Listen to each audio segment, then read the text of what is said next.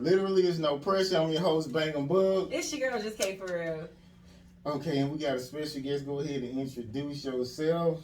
What's up, everybody? This is your girl, comedian, advocate, Alisha Bridges. Hey. I knew you was a comedian. I'm like, she funny. Yeah, thank you. As soon as she spoke over there. I seen a couple of her videos. I don't really think female comedians funny, but Yeah, that's what y'all be though, saying. so, I appreciate that. You think a lot of them funny? Because they really don't be. I think everybody has their own taste in comedy. It's some men who aren't funny. It's more women though. Who's your favorite female comedian then? She ain't got one.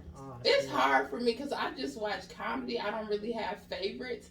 But I will say the Wayans brothers, one of their daughters, she's a stud. She's hilarious. I can't remember her name though. I think that's her name. And I seen her on Tiffany Haddish special on Netflix, and she was one of the best ones.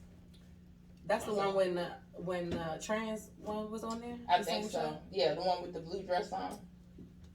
I think because that's on the Tiffany Haddish. The only person I remember was a trans one. She was funny as shit. She alright. Funny as shit. Yeah, right. I don't think I watched a lot of stand up. I didn't laugh when I watched it. But I know B flat funny, some more funny. Some more funny as shit. Sharon Underwood is funny. Yeah, no? She got like a country funny shit. Sometimes you don't have to laugh, but you can appreciate how the joke is written. The wittiness of it. Okay, you being nice and shit. Okay, well. Okay, I respect that because I like words. Yeah. Like, I'll crack up. Because a lot of comedians don't laugh at other comedian stuff, but I can hear someone be like, that's funny. That was good. That's heat. Yeah. But if it's funny, if you just saying it's funny though, like if it's not making you laugh, you because think it's funny. It's like you able to, it's like, I respect that. Like, that was pretty good. And sometimes you can almost guess it because you're a comedian yourself, so you know how stuff works. Yeah. So it's different. Okay. So tell everybody where you're originally from. So I'm originally from Belleville, Michigan. That's like maybe 45 minutes outside of Detroit. It's closer to Ann Arbor, Ypsilanti. But I lived in a lot of different places in Michigan. So. Okay, You in Atlanta now? Yes, I live in Atlanta. I've been here since 2012. I was in Montgomery, Alabama. Went to Alabama State, graduated. Okay. Stayed there for a couple of years. Yes, Hornets, and then moved here. Okay, so your relationship like with your parents? Damn, I mean, we go right on into it. You need to ask the question first, because then we're going to ask something. She's going to be like, right. They ain't tell me they was going to ask me that shit. I seen that interview, so I was like, all right, let me get my notes together. I was watching. Is there anything off limits? Because I'll be needing to know, too. If something is off limits, I don't mind saying, nah, I ain't going to answer that. I usually say that. I be getting thrown off, so I usually say, if it's something you don't want to answer, just say I don't want to answer that shit. So you agreed to have an interview on all my social media platforms, okay? Yeah. You got to get that. You got PTSD, Nah, because they be wildin'.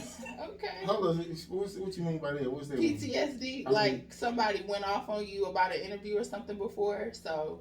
No, they ain't going off like, hell no, niggas don't play with me like that. They'll just be like, can you not put that up? Come on, tough. No, for real.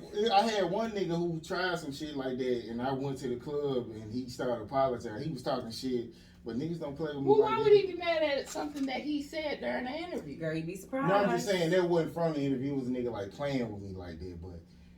We know you ain't gonna get beat up. You just had. But about the interviews, you would be surprised. People do call at the last minute. He done edited the video and shit, and they like, never mind. Okay, yeah, back to the parents thing. So, what about them? What's your relationship like with you? So I have a good relationship with my mom. She didn't really raise me growing up. My dad, I didn't see him that often. He actually just passed away in October, which was kind of crazy because he was missing technically for like 10 years, but he was out in California, homeless, living his best life, not paying bills. So, So so like, y'all noticed this early and he just finally cracked, or? Oh, no, drugs. So he was always kind of in and out and doing his own thing. He has 10 siblings, and all this weird relationship because none of them are really close. But he was living in Michigan for a while, and then I guess his sister who lives out in California, she was like, "Come out here with me." So he went out there and stayed with her and her husband for a while, but then he started doing his own thing and ended up missing. And he resurfaced last September because he had stage 4 lung cancer, so he didn't have much longer to live. So they were just contacting the family and everything. So what, he was like on crack or? I don't know what his drug of choice was. He definitely started off with crack because that was the 80s, so that was the thing to do. But I don't know. I don't even know what his current status was because he was in the hospice for a couple of months and he wasn't using then. So I don't know what he was using prior to that. Yeah, matter of fact, I seen a crackhead yesterday. And I asked her, I was like, they still sell crack? She was like, yeah, but like ice taking over. So yeah, what's ice, meth? I think it's meth. Yeah. He said, I don't know. Yeah. You said it like you knew. Ice taking over. Right. That's what they said. So. I ain't going to like deep questions about it. Okay. That's the most traumatic experience as a child. Most traumatic experience. Okay, this one time, I guess my mom was talking to her therapist and she was having a really hard time. And I guess she had alluded to maybe not wanting to be here anymore or suicide, so they admitted her. And I remember riding in a police car. I had to be like 10 or 11, and she was in the ambulance. And once she got to the hospital, like she was saying, there's nothing wrong with me. I was just having a tough day, and like they had to restrain her. And I remember looking at the doctors and nurses restraining her, and one of the black male nurses looked at me and he had a smirk on his face. I will never forget that. And that was a crazy moment.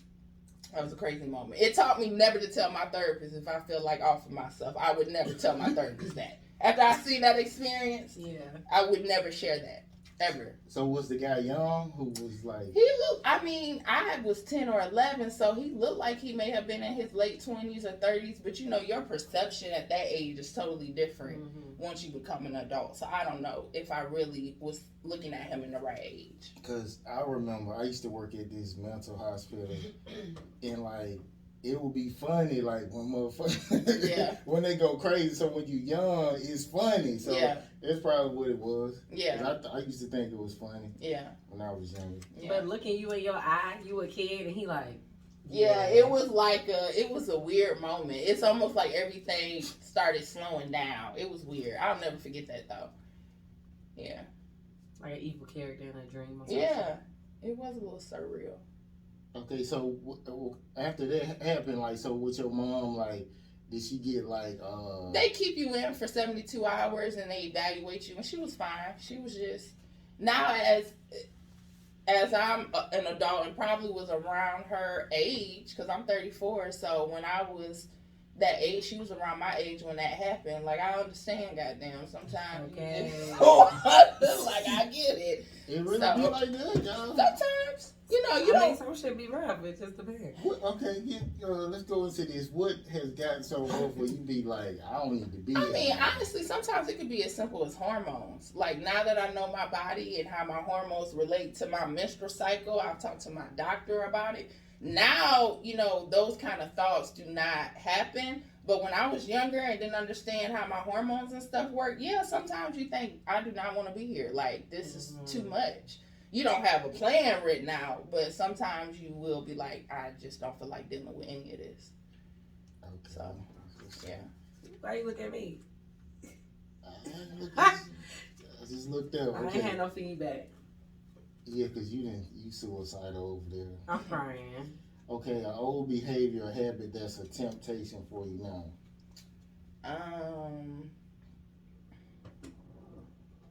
An old behavior or habit that's a temptation now. This is going to seem so simple, but sucking my fingers. So, you know how a kid sucks their thumb? So I still kind of do it in adulthood, not that often, but I have retainers now or like braces, the Invisalign, so I can't suck my fingers no more. So I used to suck my thumb. Every once in a while, if I'm real stressed, I get a real quick hit. But, like, do it for 10 seconds. Yeah. Okay. a trigger that will get you out of character. A trigger. I hate when somebody tries to play me for stupid. That really bothers me. I used to be married, and kind of like the last person said, it wasn't so much the cheating that would bother me. It was him trying to play me for stupid that would drive me mad. Because he would be caught up in the dumbest situations and make up a crazy ass excuse that made no sense. Okay, give me an example.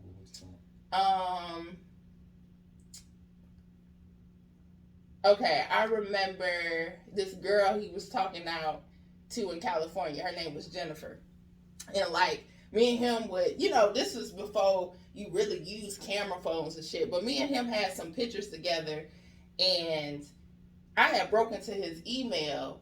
And she said before camera phones. It wasn't. No, we had camera phones. We did, but it wasn't like no iPhones. It was like on a Razor, so the shit was kind of grainy, So he had like edited me out the picture. Like you could see he was.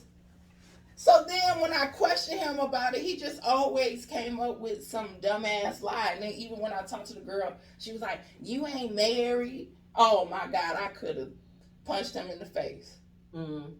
You feel like it's disrespectful? Like he should just like tell you about his cheating? I feel like I like honesty. And I know y'all say you can't be honest with women, but give me the option to choose what I want to deal with. I mean, because this is why I know it's disrespect, because I'm not a jealous person. Like, it's been instances, I'll never forget, we went to Longhorn, and him and the waitress, they was just real friendly, and I felt no type of way, because he's already a charismatic, friendly person anyway. But it was I'm hiding stuff, I'm lying to you. That's what drove me crazy. Yeah. Oh, so you don't take flirting as disrespect? No, it don't bother me. We don't bother me. It don't bother me.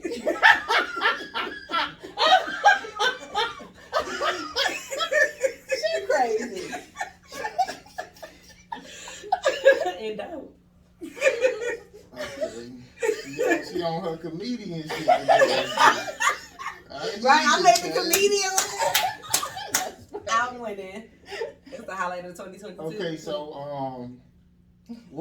like I give you an example. Like I remember I was with this chick, and she knew the nigga like from years ago, and he put his hand on her leg like on some. I should slap the shit out of this nigga, but I ain't saying that. So would that be disrespectful? Yeah, that's disrespectful. But at the same time, he did that. Like she should have checked him. Yeah. Did she? No, it was a hoe, man. She ain't saying yeah, that's shit. disrespectful. It was a hoe. I would immediately be like, you don't see my nigga sitting here, like, okay. Don't put your hands on me. Okay. Period. He was in there too, like he fucked her. He was like, yeah, we real close. Yeah, with the real. Oh, he was wilding the fuck out on y'all. He was letting them know. Yeah. He said that shit like 3 times. I just was like, I get it, but I ain't saying it. I was just like, yeah, I get it, baby. Okay. Your most memorable moment in high school? Most memorable moment in high school.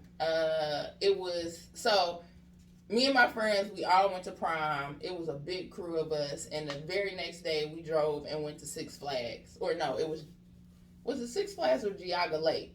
I'm from Michigan, and we went to Ohio. And so it was Six Flags and Geauga Lake there, but I don't know if Geauga Lake changed to Six Flags. Anyway, we went to the amusement park. We was there for the weekend, and it was dope. It was so much fun. That was kind of like our last goodbye with each other, and some of us, we still kind of hang out. It was so many of us back then. The group starts to break off into different pieces, but the core of us, we just went to Vegas back in 2017. I was in one of my homeboys' weddings as a groomsmaid is what they call it.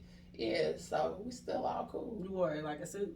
I did. It was cute too. Yeah, it was dope. I'm in another one. Oh? Yeah, I don't know. It's weird. Do it again. I have close male friends. Yeah, me too. I'm excited for that suit. Yeah. One day. I'll be thinking about that. Like usually, like if you ask women, did they mama have like male friends? It's no. Hell no. But women today feel like that shit cool. Like, well, it's not about whether or not it's cool because you're able to write your own narrative. And what I tell people about my male friendships, this is my narrative. So it don't matter what society says that, oh, you gonna fuck your male friends or somebody wanna fuck. That's not my narrative. My male friends respect me. I've always had male friends. I was in the 5th grade with a male friend named Stuart. And was just on some cool shit. Stewie.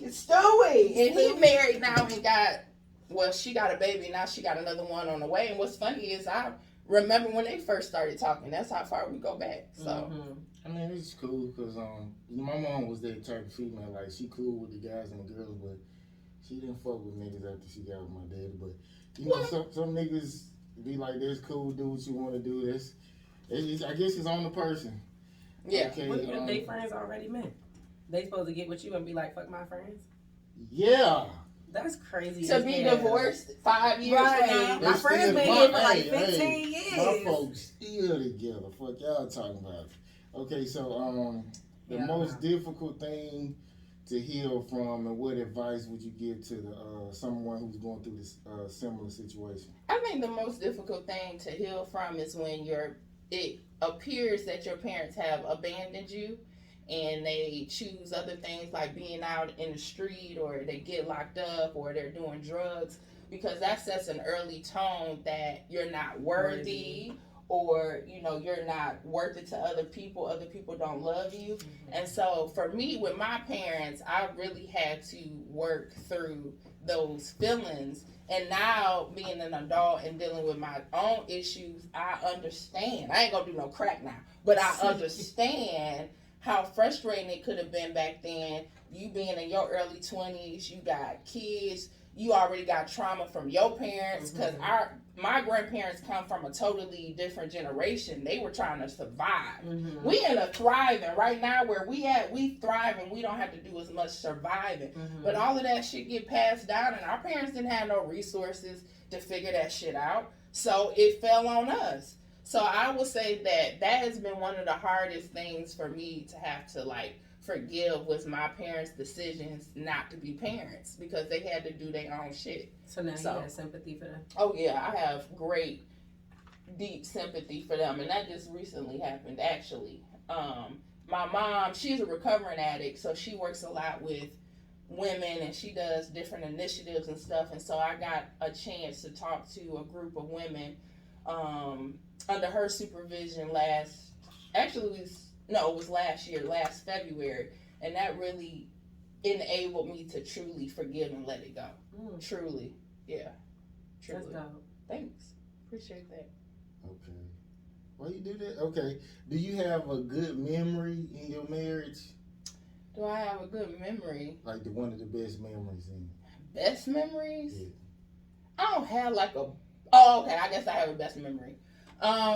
We wasn't living out here yet. We was in Montgomery, Alabama. But he brought me out here to Atlanta, surprised me. Some of my friends had came down from Michigan.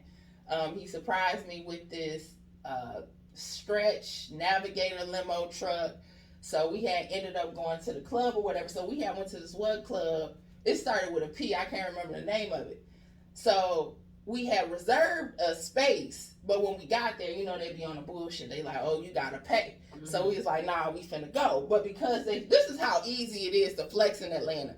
Well, back then, because they seen that stretch Navigator, they was like, oh, they thought we had money. So my ex-husband, well, now he's my ex-husband, he go in there and tell them, this is when the NBA was on strike, so they wasn't playing. I'm crying. He go in there and tell them he a basketball player. He played for the Grizzlies. So we in the VIP section. We popping bottles. Oh my God. You're not supposed to take, as a NBA player, you ain't even supposed to take pictures with alcohol. He posing with niggas. I'm like, now what you gonna tell them when we pull up in my Ford Focus tomorrow? Because they was inviting us out to parties and stuff. But my hairstylist, the girl who was doing my hair at the time, she came out. She was like, this is the best night of my life. We was having a ball. This shit was so much fun. So that was one of the best memories. Okay, so is it wise to really speak how you really feel, like on sensitive topics, like as an entertainer? So it's tricky for me because I do advocacy for chronic illnesses. I have psoriasis. That's a chronic illness that affects the skin.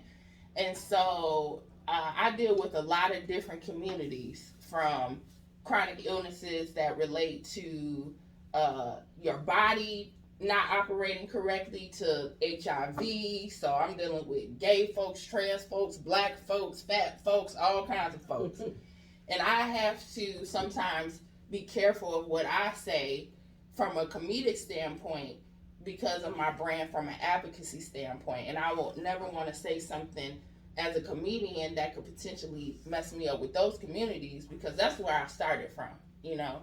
So yeah, I just started a new comedy page because I had did a video with a comedian. I was like, I cannot put this on my main page. Like, I'm gonna have to start separating this. So yeah. So no, you don't think you have the freedom to just... For me personally, no. For me personally, absolutely not. Comedians in general, that's what it's about. Like, sometimes you're gonna have to say stuff that makes people uncomfortable. I'm getting more comfortable with just being myself and saying what it is that I have to say, but I am conscious of that, for sure. So you got like an AIDS joke too? You got like I ain't got no HIV joke.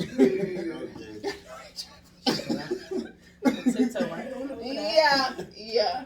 Okay. I do have gay jokes, but my mom is gay, so I relate it from a personal standpoint. And even when I say stuff, I be like, I can say that my mama gay. It's just like black folks can use the N-word. I can say that. So that's how I play it. I don't think they count. They ain't gonna look at it as they count or something. I mean, because depending on what you saying about the community, yeah, you know, it just depends. Okay, so would you ever apologize for a joke? Like if they seen this shit? She definitely apologizing. She's sorry already. Look, I said something on Facebook, Lord have mercy, and I had to apologize. But now I say the joke on stage sometimes, because you know what? That's her problem. Okay. Girl. Yeah. I'd be like, man, fuck that shit. Yeah.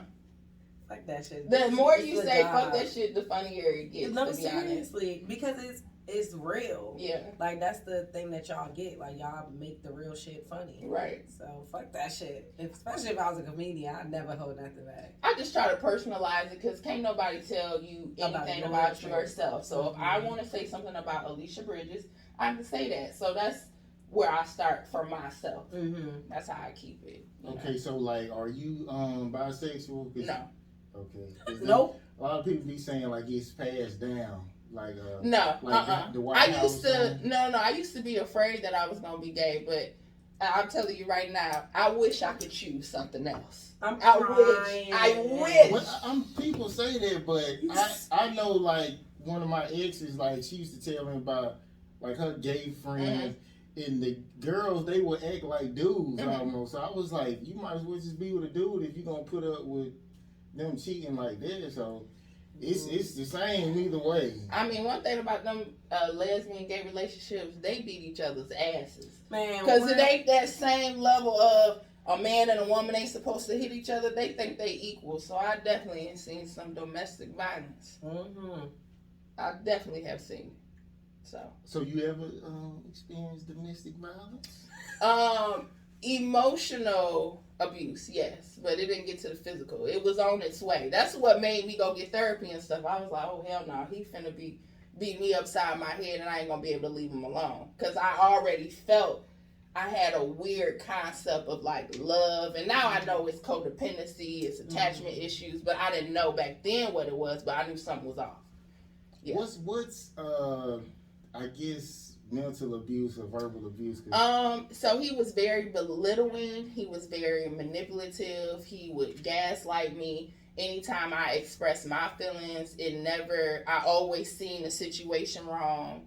I can't remember exactly, one time he had got mad at me. I was on my way to Bible study, and he was blowing my phone up. He would not stop calling me. I had to turn my phone off. Then I turned the phone back on. He's still trying. It's stuff like that, sending you 120 text messages. And it don't have nothing to do with no good coochie, right? When you young, you think it's, no, he's crazy. He has impulse control. he's narcissistic or whatever you want to call it. It don't have nothing to do with the sex. Mm-hmm. Period. He crazy. Crazy as hell, because he did it to other women. Of course, you don't know that till after you done with him. Now everybody want to tell him, you used to beat my ass too. Girl, it's too late for that. Okay. Shit, I got a black eye. You should have told me that 3 Facebook posts ago. They still be grown women out here. He can't stop fucking with me. Child. And then it's like, it must be your coochie. Everything your coochie create is bad. You get hit upside your head. Your windows bust out, but it's your coochie. Well, I don't want that. I want somebody paying my bills. I wear that. Where can we? What kind of coochie I got? Right. I almost get my ass. Okay. No. What good shit coochie? Right. I want, you to pay off these school loans. Okay, hello. I don't want to talk to no women, not the ones, goddamn, losing their jobs over a nigga. Okay. I'm sorry. Go ahead. You funny. You funny. You're like, okay. Right. Okay, a mistake that turned out to be like a good lesson. I'm gonna say my marriage. Mm-hmm. I was gonna guess that. Yeah. I would never say any. That's my dog, my ex-husband. Like, we were young, we were hurt, we were inexperienced. We're good friends now, but we should have never got married. It was so many red flags. And at that time, I took that as proceed with caution, not, go the other way. Not stop. I'm like, okay, well, maybe if I do this, he would stop. But being friends with him has been such a blessing, because now I see it wasn't me. Yeah. Because the same exact issues we were having, and that goes for me too, in dealing with different men, he was having them with other women. Mm-hmm. So that gave me peace in knowing that it had nothing to do with Alisha. It was just the mix of my shit with his shit, and that's what it created at the time. So, yeah. So would you ever get married again? I don't know. At this point, it ain't important. No, it's not important at all. We were together 3.5 years, just boyfriend and girlfriend, married for 4, so a total of 7.5 years. Met him when I was 19, so we grew up together, basically. But as far as getting married again, I can't even fathom that at this point. That is a weird thought. So you pretty much gonna be career driven, so you probably gonna need like a beta male to kind of like... No, I'm not even attracted to those type of men. The only option I have right now is to focus on my purpose, because there's nobody here. What am I going to do? Wait for a man to come along and then delay what it is that I have to do? I solely believe if it is in the cards for me, when the right person comes, it will be in the right time. It just ain't right now. I got other shit to do, and that's what I'm doing. So you feel like an alpha male gonna be like, oh yeah, go around the world and do comedy? I don't know, because that alpha beta stuff, I don't really believe in all of that. I just think that's a way for somebody to express their ego. It's real. So. It's real. The last time matter of fact, have you been in love since you've been married? No. Mm-mm. I've been in it's so hard for me to answer that question, because so much of what I thought was love prior to healing was attached to trauma. Mm-hmm. So to be honest, I would say that I did not experience true love until after me and my ex-husband divorced. Because I can look at that man and say, I want you to be happy, even if it's not with me. Mm-hmm. Like, honestly, it ain't no, we might get back together. It ain't no, well, why you treating that girl better than me? And then when we was married, it ain't none of that. It is a peace. It ain't like a romantic love, but it's a true, brother, I want the best for you. I love you. Thanks for the experience you gave me. Mm-hmm. Like, I have not had that with anybody from a healed place. I've only, I would say, really and truly been healed where my inner child ain't taking over, because that's how you know you fucked up, when your inner child from past shit is really controlling everything you do. I would say that shit ain't happening in about 1.5 years. So I have not fallen in love since that point, so I don't know.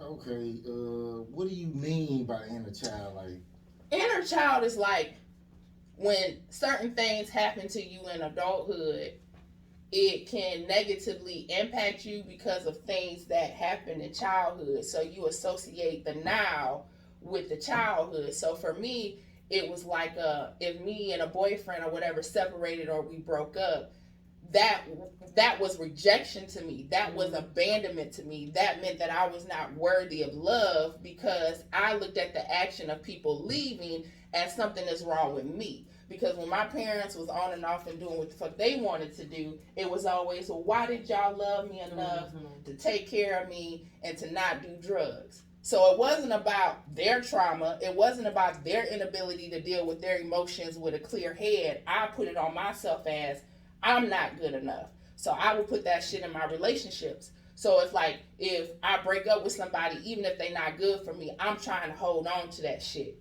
I'm trying to show, instead of being like, okay, this person does not appreciate me, I'm thinking, well, what can I do to go harder to make them love me? Yeah, I've let that shit go. Totally. 1000%. But it took a lot of therapy and a lot of work. I don't know. It's weird, like, how people brain work. I never, like, thought about childhood if, you know, my adult life got something to do with the other. Like, it could be a subconscious thing because I didn't realize it until after me and my ex-husband divorced. And that's what triggered it. And I was like, I need to go unpack this. Like, I didn't know what I needed to unpack, but I knew the relationships I was having with men, I was like, this ain't nothing I want to deal with for the rest of my life. You be 50 years old going through the same shit. Man, that I dreaded that. Like, I could see my future self. I was like, I can't be going through this. Hell no. Some men calm down when they, you know. Fuck that. Child. Who got time to wait for that shit? You gotta do something or be like an old motherfucker with cash. Leave. You gotta do something. See, and you don't think that come from your childhood? What's that? Like your outlook on relationships and how they supposed to go? I mean, it was something like that, you know what I'm saying? Like, my granddaddy did it. And my grandma hit him in the head with a pan. And he stopped coming in late. And my daddy did it. But they all stayed together, though. So, like, you got that outlook of, like, nah, stick around. They gonna get better. Yeah, but it's different, though. If a motherfucker got your back, stick with him.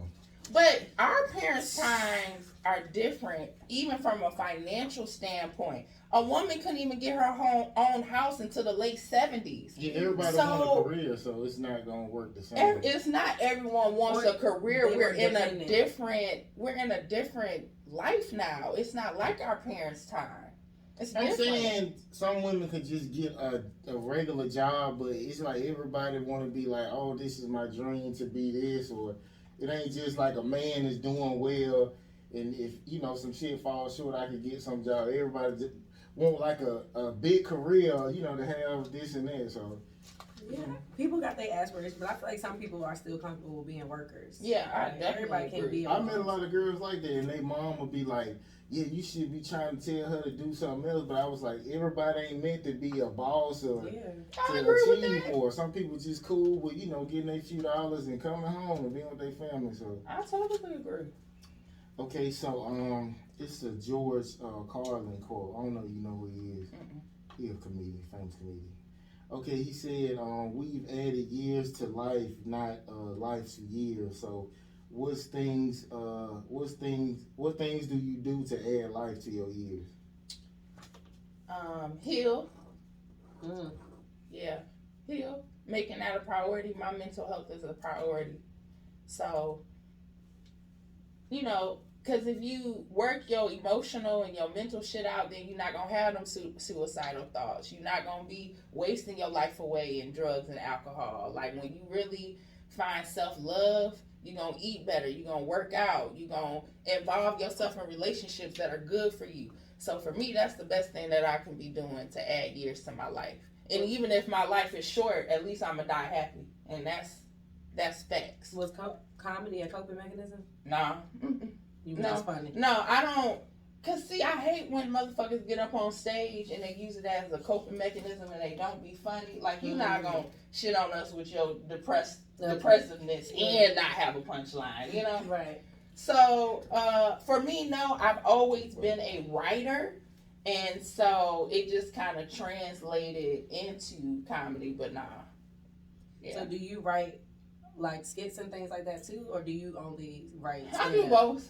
Yeah, the skits and stuff can be a little bit more difficult because first of all, you got to be dressed the part, then you got to work with other people, then you typically might be filming your own stuff, editing your own stuff, writing the scripts, and then I don't like putting out lame stuff. So it's a lot of stuff I'll be like, I don't want to be a part of it, or I don't want to do it unless I know I can achieve it in a way that I feel like is a good standard.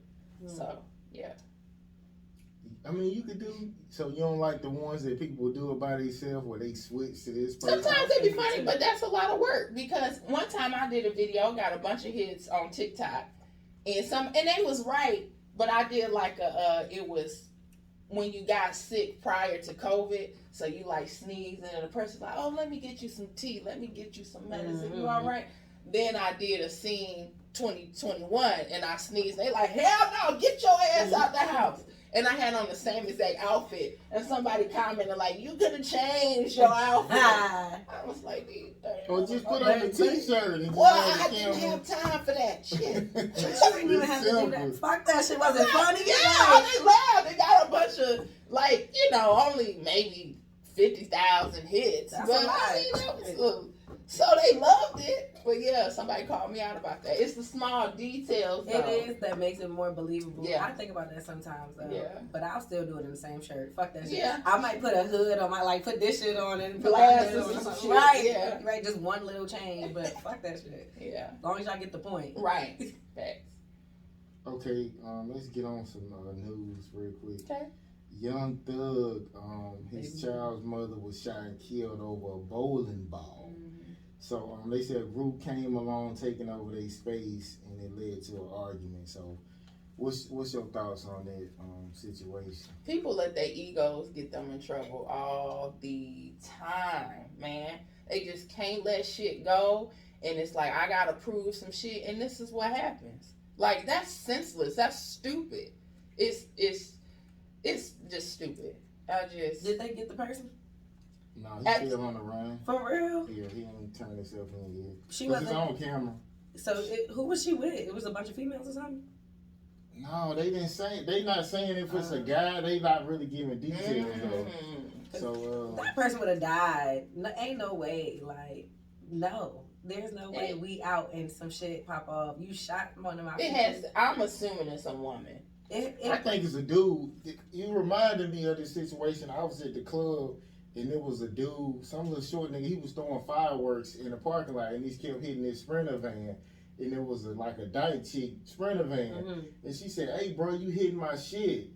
This nigga went and got his gun and put it in his waist. I was like, what kind of whole ass shit is that? Right. And it was just over there. She was just like, bro, stop hitting my shit. This nigga got a gun. And was in the wrong. Yeah. He was in the wrong. So I think it might have been a dude. It probably was a dude. If it was a woman, that would be different now. But I don't put it past women, especially out here, because everybody got guns out here. And ain't nobody hesitating. Yeah, if you catch me 2 days for my period and I got my gun, your ass might get shot too. I'm telling you, the hormones something else. Yeah, I'll be thinking about my life in the future. Yeah, you have to. Like, it's so stupid. It's not worth it. I ain't going to jail for this. Over a bowling ball? Fuck that. You can't even be cool in prison and talk about that shit. Okay. I don't even want to go on a run for this shit. Right. Yeah, arguments be serious. You gotta take all of them serious. Like, oh, he ain't gonna do shit. Like, I take everything serious. Wish it wasn't like that. Shit. I don't get in the shit. I just gotta separate myself before I even go there. So you just would have left? Yeah, like, I would have been like, fuck that shit. Where the next lane at? Or, you know what I'm saying? Oh, y'all got this lane? Nah, for real? Like, what the fuck I'm gonna fight you over? How many lanes is here?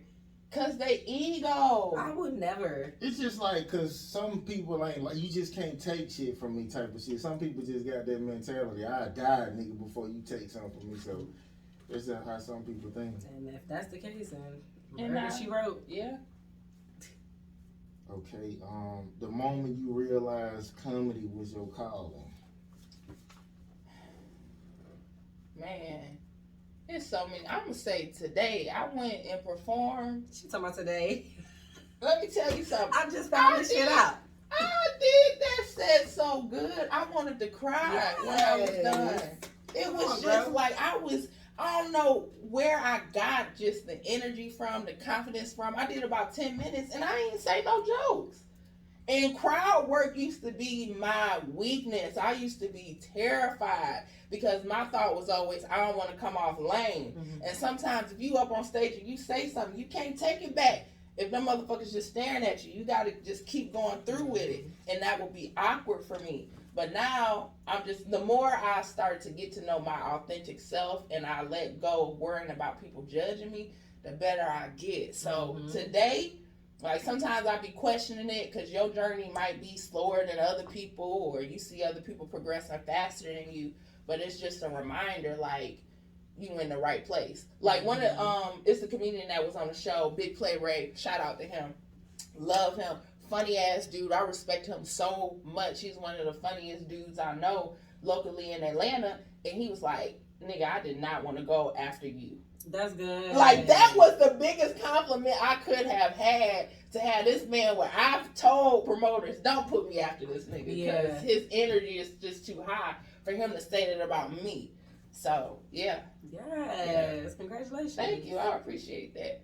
Yeah, but you know, with like rap, like, some like, especially with artists, they song will be trash, but they'll have all their energy and they start winning the competitions. But I guess it worked like that with comedy. Like, I don't know, because I'm a writer, so I definitely can write jokes. If anything, I always get judged because I'm called mainstream, because I don't do as many of the hood clubs, but I don't do as many as the hood clubs because you do have to be on your shit, on your crowd work and engaging. But I got the basics with the writing. Once I really crack this crowd work shit, I'm gonna be something to mess with.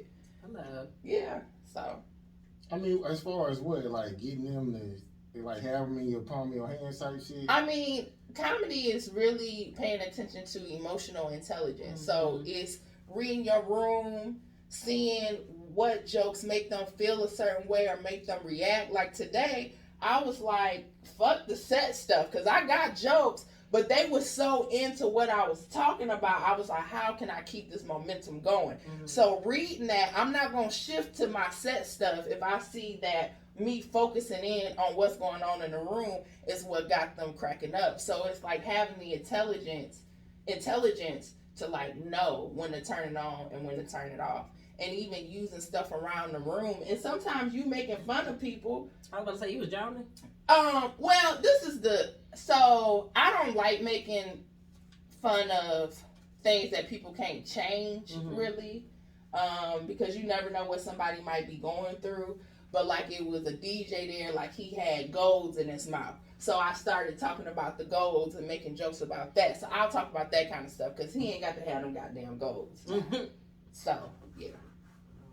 I seen the one joke where you was like, he ain't ready for a relationship till he got the U shape at the top. Oh yeah, I have a joke. That was funny. Yeah, yeah. Had a horseshoe. Yeah. When they hairline receding, ladies, that's when they ready. They ready for a relationship. Okay. Should you ever lie to someone and protect their feelings, even to a kid? Yeah, especially the kids. Fuck them kids. They ain't gonna know you lied to them. They don't know that kids believe every damn thing. Them kids. It's still shit I'm finding out from what my mama told me. Shit. You know, that'd be all right. Sometimes it's better to tell them a lie. We lied to them about the tooth fairy. We lied to them about Santa Claus. We lied to them about the Easter Bunny. We lied to them about their daddy being locked up. We lied to them about the daddy dying. We lied. So yes, fuck yes. Okay, so you know, one of my guests was like, she told her daughter about an abortion. Okay. So do you think that was like necessary to do that? How old was her daughter? Well, she said who was it, 90? Oh, okay, yeah, her daughter like 5 or something now. Well, what that got to do with the 5-year-old? It wasn't her who was aborted. It ain't no sense in her being upset over that. I mean, what was they talking about? I couldn't know, but she was just like, she want to be open to tell her kids everything. Okay, I don't see that. I don't understand. I don't. What's the purpose of Yeah, what was they talking about? Was she like, yeah, I had killed you once, but then you came back? Like, what was the conversation? No, she was like, she had got pregnant type shit. Like, okay, yeah, I don't know. Okay. So, matter of fact, would you have an abortion? At this point, you know what I'm saying? I would think about it, yes. It would depend on a lot of factors. So even like if you was like, you single now, it's like one of your friends slipped up and got it or whatever, and you know y'all ain't gonna be together, like what would you do? I would think about it. I'm not gonna say no, but I'm not gonna say yes. I would have to really think about it. It's a consideration. Yeah. But I think now I would be more equipped to handle a child emotionally than I was 10 years ago. Because that was my biggest thing. I don't want to have kids and not be emotionally available for my babies. And my parents were emotionally available, and it was due to drugs. And now me looking back, I wasn't emotionally available because they weren't emotionally available, and I didn't want to put that on my kids. I'm good now, but I don't know. Okay.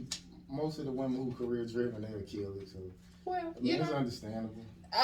When you say, because it's a lot of people who ain't quote unquote, because it seems like you got something against career driven women, but it's a lot of, I don't know, it's a lot of people who they're selfish for bringing kids into the shit that they ain't got going on. Mm-hmm.